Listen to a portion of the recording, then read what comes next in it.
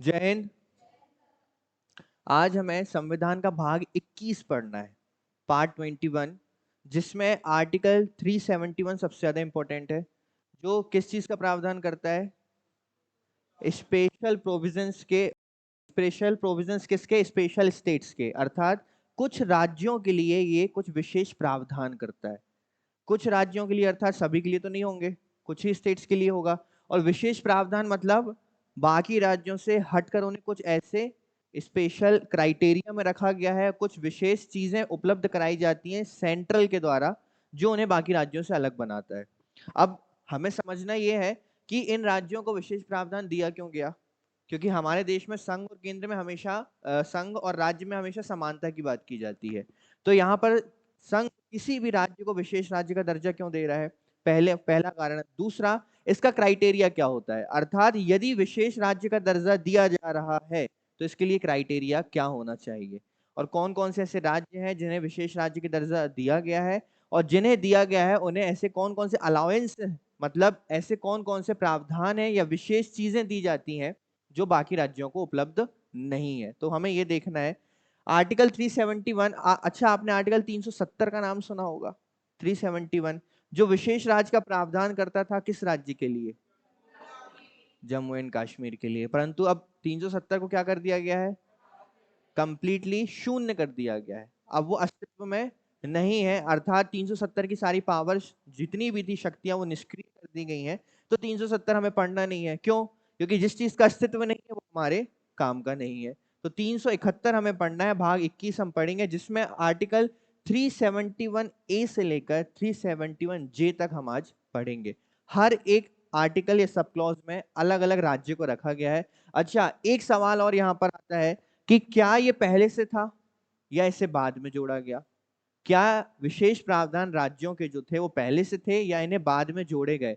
तो 371 में यदि ए से लेकर जे तक हम पढ़ रहे हैं, अर्थात वो अमेंडमेंट के द्वारा ही बाद में जोड़े गए हैं। हर एक राज्य को विशेष राज्य संविधान संशोधन के तहत ही बनाया गया है। कभी भी मूल संविधान में किसी राज्य को विशेष राज्य का दर्जा दिया नहीं गया था। 370 में केवल किसको दिया गया था? आपके जम्मू एंड कश्मीर को दिया गया था, जिसे अब क्या कर दिया गया है?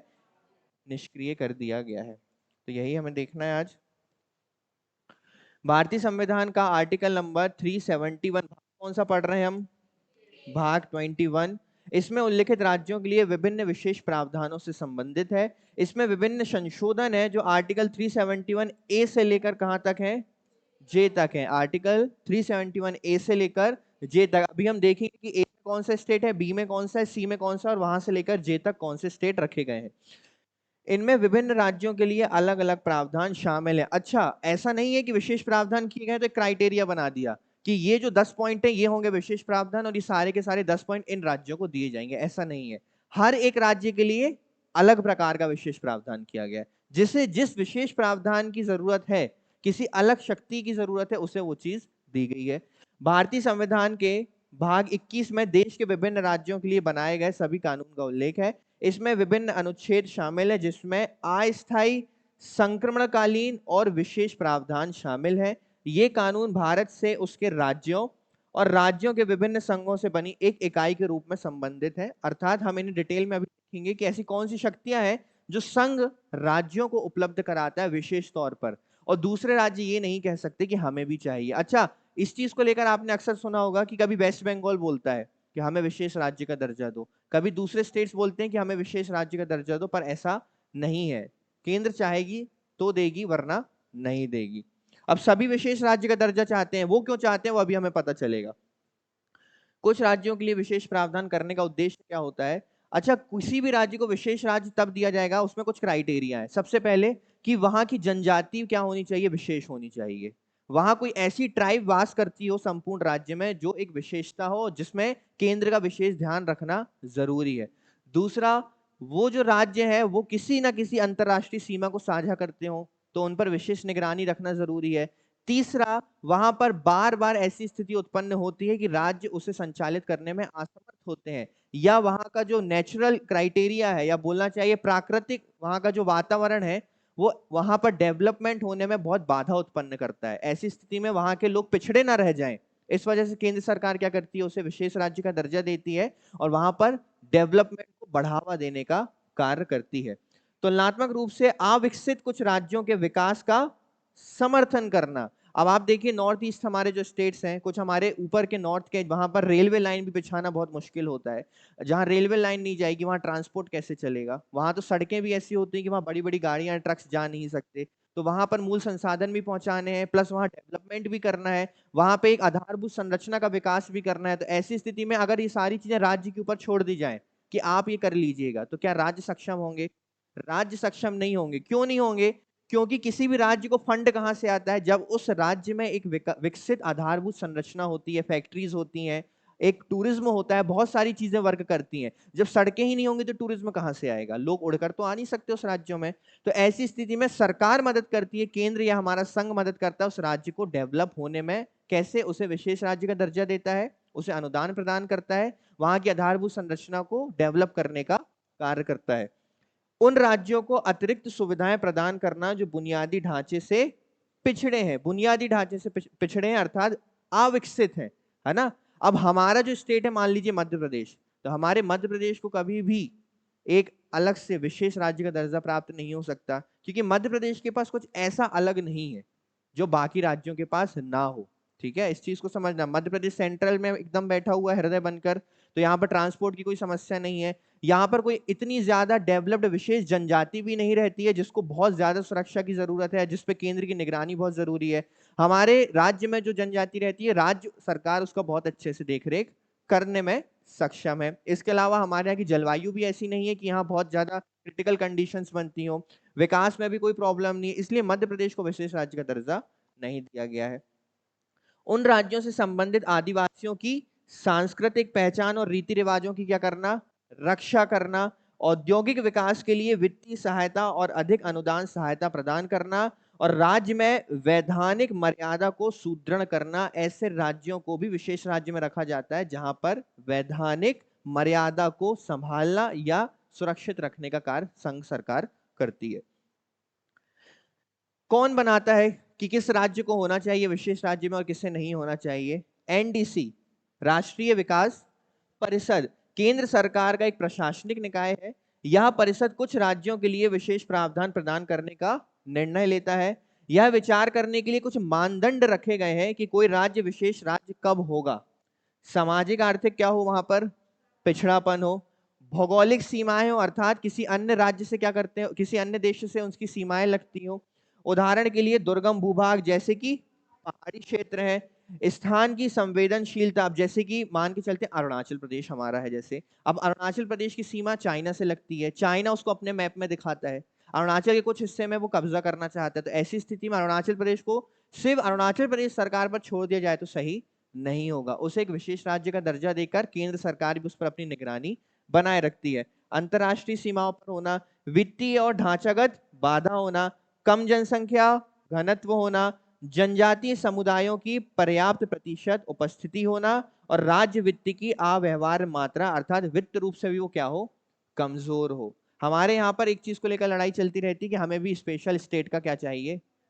लोगो वो चाहिए, थप्पा चाहिए कि हमें भी क्या बनाओ आप? स्पेशल स्टेट बनाओ, पर ऐसा नहीं होता। ठीक है, पर हमारे यहाँ कुछ स्टेट्स ऐसे हैं आपको देखने मिलेंगे कि जिन्हें स्पेशल स्टेट्स रखा गया है जबकि वो डेवलप्ड है, इसके बाद भी क्यों रखा गया है वो भी कारण है, और उन्हें स्पेशल स्टेट्स के कारण क्या सुविधाएं दी जाती हैं वो भी आपको देखने मिलेगा। जैसे हमारे यहाँ पर महाराष्ट्र है, तो महाराष्ट्र को स्पेशल स्टेट में रखा गया है। आर्टिकल 371 भारतीय संविधान के भाग 21 में, आर्टिकल 371 में भारत के कितने राज्यों को? तो ये 12 राज्यों के नाम आपको आज याद हो जाएंगे। ठीक है, आज हमें याद करने 12 राज्यों के लिए विशेष प्रावधान शामिल हैं। देखो कौन कौन है? महाराष्ट्र, अच्छा महाराष्ट्र रखा है तो महाराष्ट्र को थोड़ा रोकना आप, महाराष्ट्र को किसके साथ याद करो आप? महाराष्ट्र और गोवा, ऊपर नीचे है महाराष्ट्र और गोवा, ये दोनों स्पेशल स्टेट्स हैं हमारे। ठीक है, महाराष्ट्र गोवा हो गया। फिर आंध्र प्रदेश से अलग होकर कौन बना था? तो आंध्र प्रदेश और तेलंगाना, महाराष्ट्र गोवा आंध्र प्रदेश तेलंगाना। अच्छा महाराष्ट्र के ऊपर कौन है आपका? गुजरात, तो गुजरात महाराष्ट्र गोवा।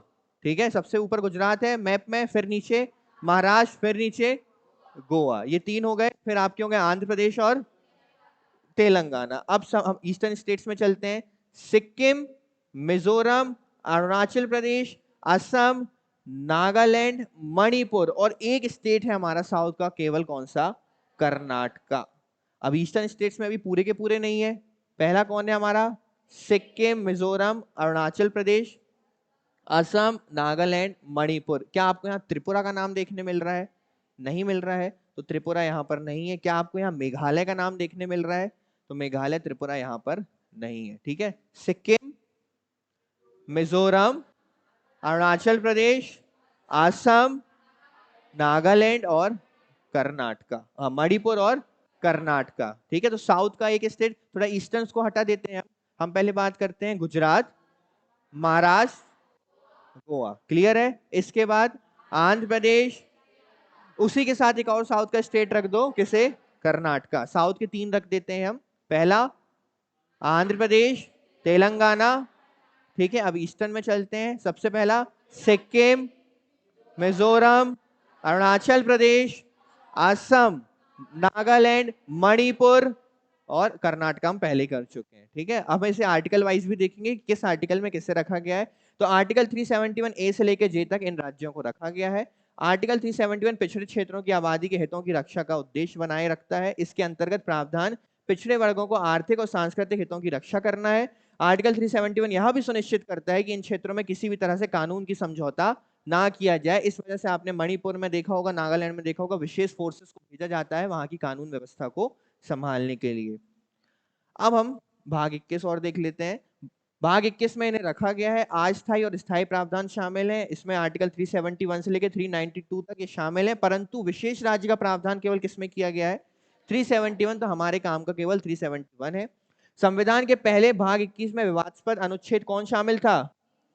जिसको उड़ाकर बाहर फेंक दिया गया है ना, जे एंड के, जो जम्मू कश्मीर को एक अलग देश होने का बोलता नहीं था, पर इनडायरेक्टली उसको एक अलग देश होने की फीलिंग दिलाता था। कौन? Article number 370। तो ऐसे प्रावधानों को लात मारकर बाहर कर दिया गया है। भारतीय संविधान के भाग 21 में अनुच्छेद 371 विभिन्न राज्यों के लिए महत्वपूर्ण है। इसमें कुछ राज्यों को प्रदान किए गए प्रावधान शामिल है।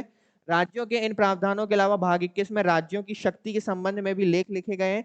संकट के समय कठिन परिस्थितियों से निपटने के लिए राष्ट्रपति और उनकी शक्तियों का उल्लेख भी इसमें किया गया है। अब हम सीधे आते हैं आर्टिकल्स में अपने। सबसे पहले 371 से शुरू करते हैं। तो सबसे पहले हमने जिन राज्यों को देखा था वही राज्य शामिल है महाराष्ट्र और गुजरात, 2 राज्य केवल। कौन कौन से आपके? महाराष्ट्र और गुजरात। किसमें? आर्टिकल नंबर 371 में ही है। ABCD अभी शुरू नहीं हुआ है, किसमें है? 371 में ही सबसे पहले आपके कौन है? महाराष्ट्र और गुजरात। अब इस सीरीज को आप अपने दिमाग पे बैठाना शुरू करो। इस सीरीज को आपको याद रखना पड़ेगा ए से लेकर जे तक, बहुत मुश्किल नहीं है, थोड़े से ही आर्टिकल्स हैं। फिर आएगा कौन आपका? नागालैंड। ठीक है, सबसे पहले महाराष्ट्र गुजरात को साथ में मित्र बनाकर रखो, दोस्त बनाकर। फिर उसके बाद कौन? नागालैंड। नागालैंड के बाद असम, नागालैंड, असम और फिर मणिपुर। मणिपुर के बाद अब 2 राज्य फिर एक साथ आएंगे, आंध्र प्रदेश और तेलंगाना। आंध्र प्रदेश और तेलंगाना। फिर उसके बाद अकेला कौन आएगा? आंध्र प्रदेश। अब यहां पर रुकते हैं। सबसे पहले 2 राज्य महाराष्ट्र और गुजरात, फिर उसके बाद नागालैंड, नागालैंड के बाद असम, असम के बाद मणिपुर, मणिपुर के बाद आंध्र तेलंगाना साथ में और फिर आंध्र प्रदेश। यहां तक हो गया। फिर 3 साथ रख दीजिए, सिक्किम, मिजोरम, अरुणाचल प्रदेश। सिक्किम, मिजोरम और अरुणाचल प्रदेश। और फिर गोवा के नीचे कौन है? कर्नाटक। फिर गोवा और कर्नाटक, गोवा और कर्नाटक। हम यहीं फंसेंगे केवल, तो हम इसे एक बार और देख लेते हैं। सबसे पहले महाराष्ट्र और गुजरात। ठीक है, 371 में, ना कि 371 ए में। किस में है? 371 में। 371 ए से शुरू करते हैं। सबसे पहले आएगा आपका नागालैंड। सबसे पहले नागा जनजाति वास करती है वहां पर। उस नागा जनजाति के लिए ही उसे विशेष प्रावधान में रखा गया, क्योंकि वो बहुत ज्यादा हमारे यहाँ पर महत्वपूर्ण जनजाति है। फिर नागालैंड के बाद असम, नागालैंड के बाद असम, असम के बाद है मणिपुर। नागालैंड, असम, मणिपुर। ठीक है, इसके बाद आंध्र प्रदेश और तेलंगाना और फिर अकेला आंध्र प्रदेश। हो गया यहां तक। अब फिर से ईस्टर्न स्टेट्स में चलते हैं। फिर सिक्किम, मिजोरम, मणिपुर, अरुणाचल प्रदेश। सिक्किम, मिजोरम, अरुणाचल प्रदेश और फिर हमारे गोवा और कर्नाटका। ठीक है, चलिए शुरू करते हैं आर्टिकल। सबसे पहले 371 महाराष्ट्र और गुजरात के लिए स्पेशल प्रावधान। आर्टिकल 371 के तहत महाराष्ट्र और गुजरात के राज्यपाल को राष्ट्रपति द्वारा निम्नलिखित कार्य करने के लिए अधिकृत किया गया है। स्पेशल पावर्स दी गई हैं, कौन सी है वो? आर्टिकल 371 में सूचीबद्ध क्षेत्रों के लिए विकास बोर्ड स्थापित किए जाएंगे, अर्थात महाराष्ट्र और गुजरात के लिए क्या बनाए जाएंगे? विकास बोर्ड। देखो हर स्टेट के लिए नहीं बनाता है संघ, ठीक है, याद रखना। इन्हें क्या दिया गया है? विशेष राज्य का दर्जा दिया गया है। तो यहां पर विकास बोर्ड बनाए जाएंगे किन दो राज्यों के लिए? महाराष्ट्र और गुजरात। और सुनिश्चित करेंगे कि इसकी नियमित रिपोर्ट बनाई जाए और राज्य सरकार को प्रस्तुत की जाए। क्षेत्रों की वृद्धि और विकास के लिए समर्पित धन आवंटित करेगा कौन? कौन करेगा? केंद्र सरकार करेगी। ठीक है, क्षेत्रों की वृद्धि और विकास के लिए देखो हर राज्य को नहीं देती केंद्र सरकार, ये चीज याद रखना। केंद्र सरकार हर राज्य को नहीं देती। केंद्र सरकार फंड सभी को देती है, मदद सबकी करती है, पर बोला जाता है ना कि ये बड़ा बेटा या ये छोटा बेटा ये हमारा फेवरेट है, इसके लिए हम ज्यादा खर्च करेंगे। तो ये वही बेटे हैं जो केंद्र सरकार के क्या है? फेवरेट चाइल्ड्स हैं, जिसके लिए वो ज्यादा करना पसंद करते हैं। कैरियर के बेहतर अवसरों के लिए स्थानीय लोगों के लिए तकनीकी शिक्षा की क्या करेगा? केंद्र व्यवस्था करेगा। हर राज्य के लिए नहीं करता, परंतु महाराष्ट्र और गुजरात के लिए अवश्य करेगा। तो सबसे पहले क्या करेगा? विकास बोर्ड की स्थापना करेगा। दूसरा, उसके विकास और वृद्धि के लिए धन का क्या करेगा? आवंटन करेगा। और तीसरा क्या करेगा? तकनीकी शिक्षा देने का काम करेगा उस राज्य में रहने वाले नागरिकों को। ठीक है, ये स्पेशल जो प्रावधान है ये किए गए हैं महाराष्ट्र और गुजरात के लिए आर्टिकल 371 के तहत। कुछ मुश्किल है इसमें। अब चलते हैं 371 ए की ओर। कौन सा राज्य है? नागालैंड के लिए क्या किया गया है देखते हैं। भूमि के स्वामित्व, कानूनी प्रणाली, प्रशासन आदि के संदर्भ में विशेष परिस्थितियों को छोड़कर संसदीय अधिनियम नागाओं पर लागू नहीं होते हैं। देखो क्या लिखा गया है कि संसद जब भी भूमि के स्वामित्व को लेकर कोई भी कानून बनाती है, कानून प्रणाली का कोई नया विकास करती है, प्रशासन से संबंधित कोई कानून बनाती है, तो केवल कुछ विशेष परिस्थितियों को छोड़कर संसद वो जो कानून बना रही है वो नागा जनजाति पर लागू नहीं होंगे। आई बात समझ में? अर्थात नागा जनजाति भूमि पर अपना स्वामित्व रख सकती है जैसा वो चाहे। हमारे यहाँ पर ऐसा होता है क्या? नहीं होता है, क्योंकि हमारे यहाँ पर स्पेशल प्रावधान, विशेष प्रावधान नहीं है। वहां पर नागाओं को विशेष प्रावधान दिया गया है कि आपको संसद के इन कानूनों को मानने के लिए बाध्यकारी आप नहीं है। नागाओं की शत्रुता से निपटने के लिए राज्य सरकार के पास विशेष शक्तियां हैं। नागाओं के लिए लड़ती भी है राज्य सरकार। अच्छा, यहाँ पर बहुत ज्यादा होता है, जनजातियों को लेकर हाथापाई हो जाती है, एक दूसरे की हत्याएं तक हो जाती हैं। तो इस चीज की देखरेख भी कौन करता है? आप सोचिए, वहां पर हुआ कुछ नहीं था, सिर्फ यही चीज थी कि एक जनजाति को वहां पर कैटेगरी में रख दिया गया था कि रिजर्व कैटेगरी में रख दिया गया था, और दूसरी जनजाति को नहीं रखा गया था। लड़ाई इस बात की चल रही थी मणिपुर में कि दूसरी जनजाति जो बोल रही थी कि हमें भी क्या चाहिए? रिजर्वेशन चाहिए। तो रिजर्वेशन गवर्नमेंट ने बोला कि ठीक है, इतनी लड़ाइयां चल रही हैं, इससे बेहतर है कि हम आपको रिजर्वेशन दे देते हैं। तो लड़ाई इस बात पे हो गई कि उन्हें रिजर्वेशन क्यों दिया गया। अब दोनों को रिजर्वेशन दे दिया गया, तो अब दोनों में इस बात को लेकर लड़ाई चल रही है कि इन्हें रिजर्वेशन नहीं मिलना चाहिए था। तो दोनों गांवों में लड़ाइयां चलती रहती हैं, और लड़ाइयां केवल ऐसी नहीं है कि लड़ाई चल रही है, दुश्मनी है। अगर उस गांव का व्यक्ति इस गांव में दिख गया तो उसकी सीधे तौर पर हत्या कर दी जाती है। ये दोनों गांवों में यही चलता है। जो हमारे असम राइफल्स हैं वो वहां पोस्टेड होकर इन्हीं चीजों को रोकने का काम करते हैं। ठीक है, अच्छा ऐसा नहीं है कि उनमें आपसी दुश्मनी है, ये चीजें बाहर के देश इसमें बहुत सपोर्ट करते हैं, चाइना, म्यांमार। उन्हें जो वेपन्स है, फंड्स है, उनके पास इतनी अच्छी आर्मरी होती है, अर्थात जो बंदूकें आपने देखी होंगी, जो हमारी वहां पर उपस्थित असम राइफल्स के पास भी नहीं है। इतनी अच्छी क्वालिटी और इतनी हाईटेक उनके पास इंजीनियर्ड गन्स होती हैं जो हमारी असम राइफल या हमारी सेना के पास भी नहीं है। तो कहां से आया ये सब? दूसरे देश भेजते हैं हमारे देश में आंतरिक अशांति मचाने के लिए। इसलिए इसे विशेष प्रावधान में रखा गया है कि देख रेख रखी जाए इनकी, और इन्हें खुश भी रखा जाए कि ये खुश रहे और अपने देश के प्रति क्या रहे? थोड़े से डिवोटी रहे। राज्यपाल को यह सुनिश्चित करना चाहिए कि केंद्र सरकार द्वारा आवंटित धनराशि जारी की जा रही है या नहीं इस राज्य के लिए। तूसांग जिले में क्षेत्र की शांति और उचित प्रशासन सुनिश्चित करने के लिए 35 सदस्यों की विशेष परिषद बनाई गई है।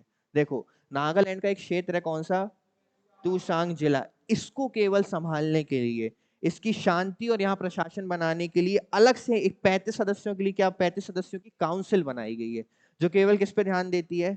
आप सोचो वहां कितना ज्यादा इस चीज को लेकर अशांति होती होगी, या वहां पर कितनी प्रॉब्लम्स नहीं होती होंगी कि वहां पर एक जिले को चलाने के लिए अलग से एक काउंसिल बनाई गई है केंद्र के द्वारा। ठीक है, तो ये प्रावधान कौन सा आर्टिकल करता है, 371A करता है। 371B असम के लिए करता है। ये क्या करता है, राज्य विधानसभा में आदिवासी समुदायों का क्या करता है, प्रतिनिधित्व करता है, और पहाड़ी क्षेत्रों के लोगों के विकास के लिए विधेयक पेश करने की शक्ति देता है। तो नॉर्मल चीज हो गई कि वहां रहने वाले आदिवासियों को वहां पे लेजिस्लेटिव में क्या दी जाएगी, स्थान दिया जाएगा लेजिस्लेचर में, और दूसरा वहां के पहाड़ी लोगों के विकास के लिए कुछ विधेयक लाए जाएंगे। मणिपुर 371C, राज्य विधानसभा में पर्वतीय क्षेत्रों के लोगों को क्या दिया जाएगा। देखो यहां पर किसको दिया जा रहा था, आदिवासी, यहां पर किसे दिया जा रहा है, पर्वतीय लोगों को। क्यों, वहां के लोग अगर आकर बैठेंगे तो वहां का विकास भी करेंगे, और उनके मन में ये बात भी नहीं होगी कि हमें कभी भी यहाँ पर नेतृत्व करने का मौका नहीं दिया गया। राज्यपाल पहाड़ी क्षेत्रों के प्रशासन के लिए उत्तरदायी होते हैं। यहां पर आप देख रहे हो इन स्टेट्स में राज्यपाल के पास कुछ अधिक पावर्स हैं। कौन दे रहा है उसे ये पावर्स, ऊपर से राष्ट्रपति हाथ रखे हुए हैं। ये स्पेशल प्रावधान के लिए कौन हाथ रखा हुआ है, राष्ट्रपति। 371D से लेकर ई, अब देखो पहले तो आंध्र प्रदेश बस था, तो आंध्र प्रदेश के साथ किसे जोड़ा गया, तेलंगाना। तो डी और ई आपके किससे संबंधित है, अच्छा ये जो डी है आपका, ये है केंद्र आपका आंध्र प्रदेश और तेलंगाना से संबंधित, तो ई केवल किससे संबंधित है, समझना कैसे। आर्टिकल 371D और 371E आंध्र प्रदेश के प्रावधानों का उल्लेख करता है, और तेलंगाना तक भी इसको क्या कर दिया गया है, विस्तारित कर दिया गया है, क्योंकि ये पहले केवल किसके लिए था, आंध्र प्रदेश के लिए। इन प्रावधानों में शामिल है शिक्षा और रोजगार के मामले में लोगों के लिए समान अवसर सुनिश्चित करना। अब ये जो पहला वाला प्रावधान है ये आंध्र प्रदेश एंड तेलंगाना स्टेट के लिए है। ये जो दूसरा वाला प्रावधान है राज्य में केंद्रीय विश्वविद्यालयों की स्थापना करना, ये केवल किसके लिए, ये है आपका 371E, केवल किसके लिए है, आंध्र प्रदेश। ठीक है, तो आपको याद दोनों ही रखने हैं कि इसमें केवल क्या किया गया, शिक्षा और रोजगार के मामले में लोगों को समान अवसर देने का प्रयास करना, और राज्य में केंद्रीय विश्वविद्यालयों की स्थापना करना। ठीक है, किसके लिए है, आंध्र प्रदेश और तेलंगाना। 371F सिक्किम के लिए विशेष प्रावधान। अच्छा, 1975 में 36th कॉन्स्टिट्यूशनल अमेंडमेंट के द्वारा सिक्किम को क्या दिया, सिक्किम को सबसे पहले क्या बनाया गया था, सह राज्य का दर्जा, अर्थात उसे किसी और के साथ रखा गया जोड़कर, फिर उसे क्या कर दिया गया, पूर्ण राज्य का दर्जा दिया गया। कब, 36वें संविधान संशोधन 1975 के तहत।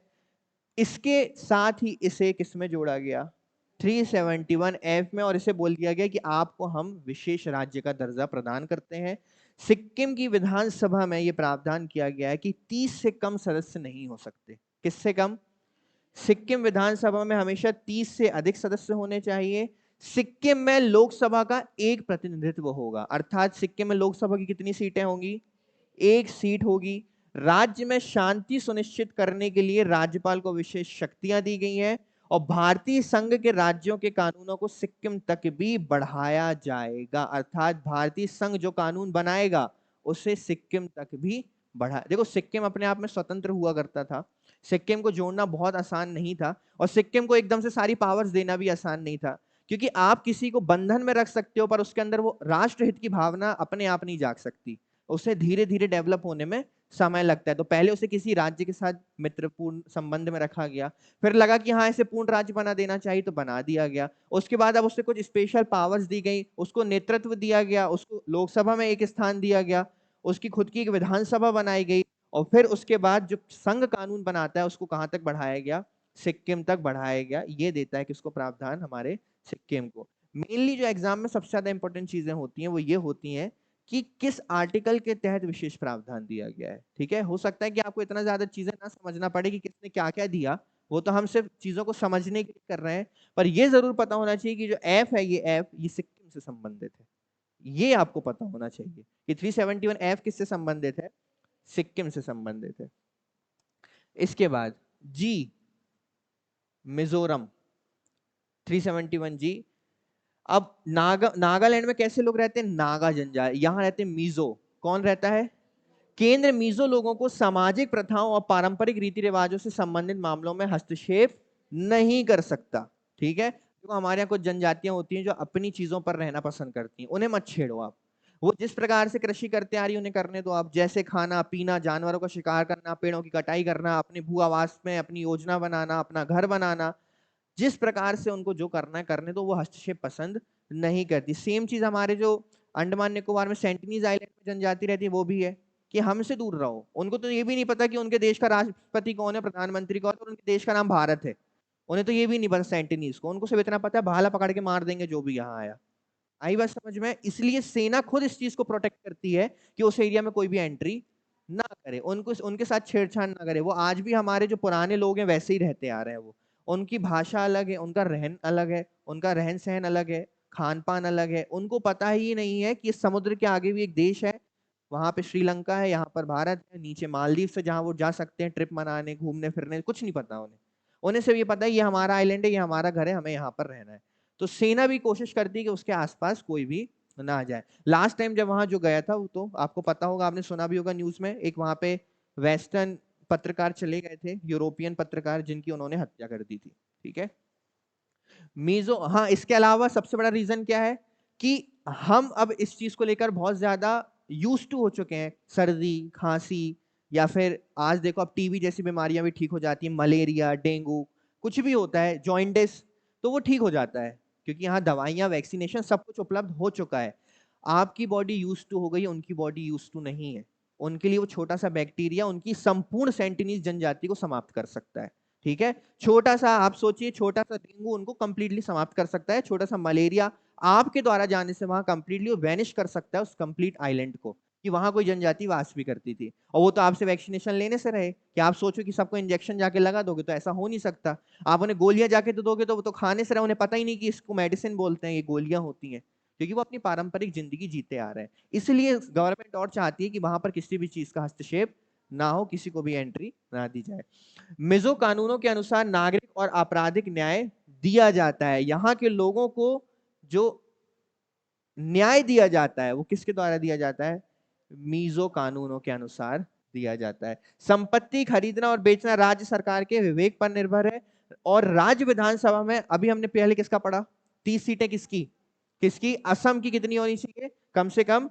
असम था या सिक्किम था? सिक्किम की 30 सीटें होनी चाहिए। और यहां पर मिजोरम की कितनी?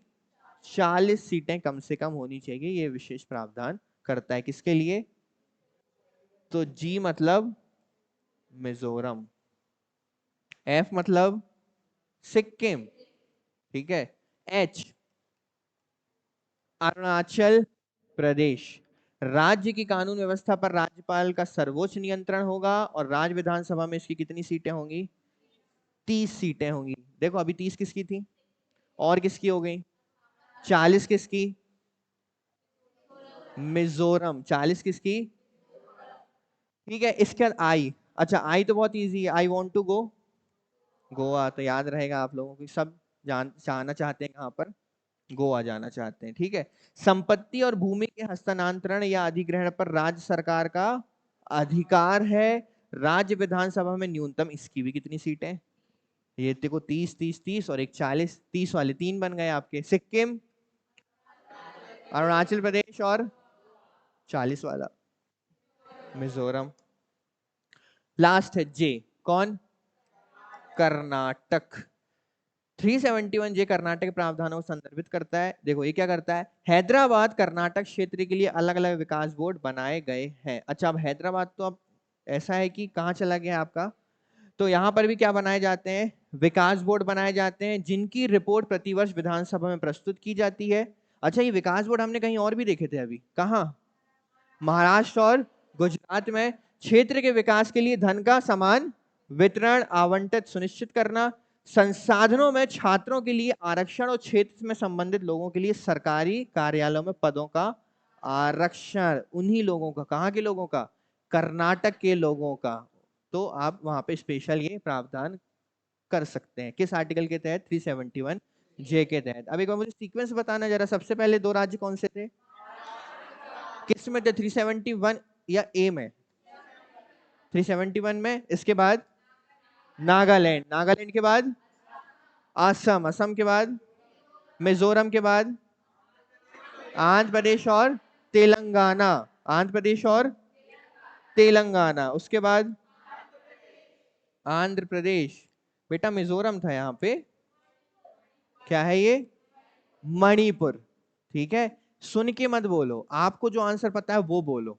किसी ने मिजो चिल्लाया तो मिजोरम बोल दिया। मणिपुर है सबसे पहले, महाराष्ट्र, फिर नागालैंड, फिर असम और मणिपुर। असम और मणिपुर, मिजोरम आपका नीचे आएगा, इस चीज को आप याद रखेंगे। ठीक है, फिर आपका आंध्र प्रदेश और फिर आंध्र प्रदेश। अब है सिक्किम, मिजोरम और अरुणाचल प्रदेश, और लास्ट के दो हैं आपके गोवा और, देखो आप फंस कहाँ रहे हो? इन तीनों में और इन तीनों में, तो उसको ग्रुप बना दो, सारी प्रॉब्लम खत्म हो जाएगी।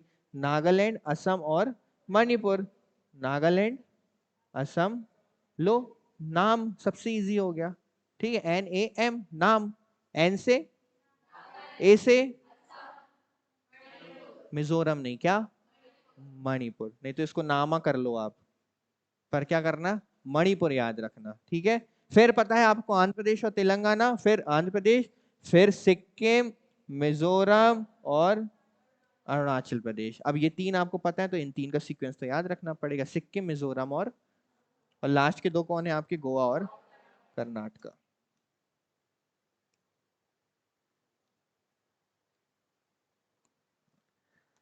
विशेष प्रावधान वाले राज्यों को लाभ क्या होता है, अब देखते हैं।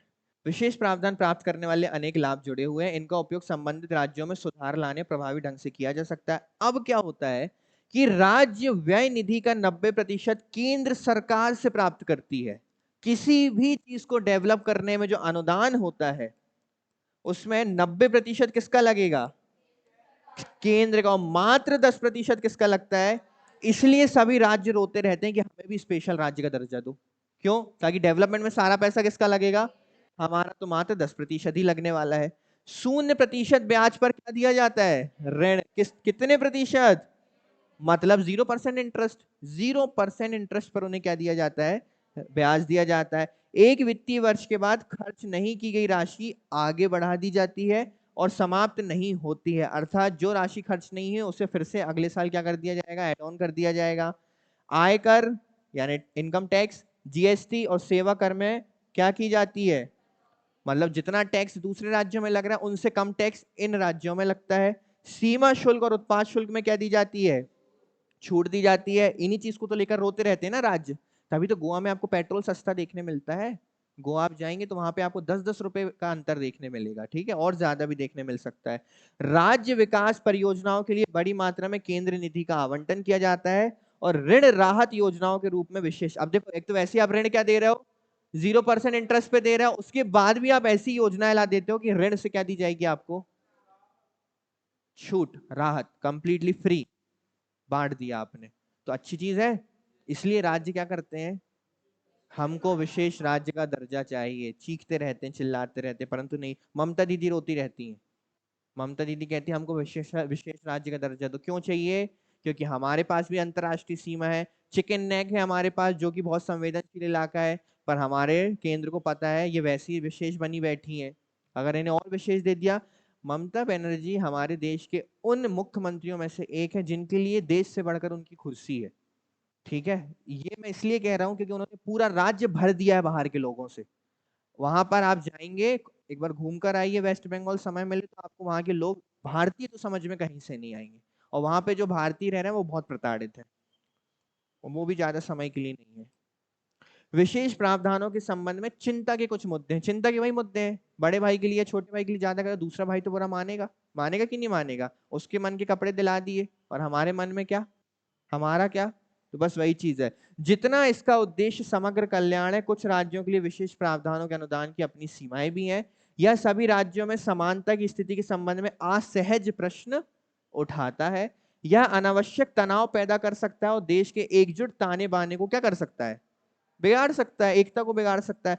जिन राज्यों को विशेष प्रावधान दिए गए हैं उनमें अलगाव और भेदभाव की भावना महसूस हो सकती है। वादे के मुताबिक लाभ हमेशा नहीं दिया जा सकता। तो कल को आप लड़ने लगोगे कि आपने बोला था यूनिवर्सिटी बनाओगे, आपने बोला था विशेष प्रावधान दोगे, ये करोगे, विकास बोर्ड बनाओगे, तो कहाँ कर क्यों नहीं रहे हो? वो तो केंद्र की इच्छा है ना, करेगी, केंद्र ने बोला करेगी, पर आप तो पीछे पड़ गए, अब करो। इससे अन्य राज्य भी विशेष प्रावधानों की मांग करने लगते हैं, जिससे असामंजस्य पैदा होता है। सब राज्य रोते रहते हैं कि हमको भी क्या चाहिए, विशेष राज्य का दर्जा चाहिए। निष्कर्ष क्या निकलता है कि भारत के संविधान का जो आर्टिकल 371 है, ये भारतीय संघ के कुछ राज्यों को विशेष प्रावधान देता है। 371 देश के कुछ राज्यों को कुछ अस्थायी, संक्रमणकालीन और विशेष प्रावधान देता है। इस अधिनियम के अंतर्गत धाराएं संविधान के मूल पाठ में मौजूद नहीं थी, इन्हें बाद में समय की आवश्यकता के अनुसार संशोधन के माध्यम से जोड़ा गया है। अर्थात ये जो राज्यों की सूची आप देख रहे हो, ए से लेके जे तक, ये मूल संविधान का हिस्सा नहीं थी।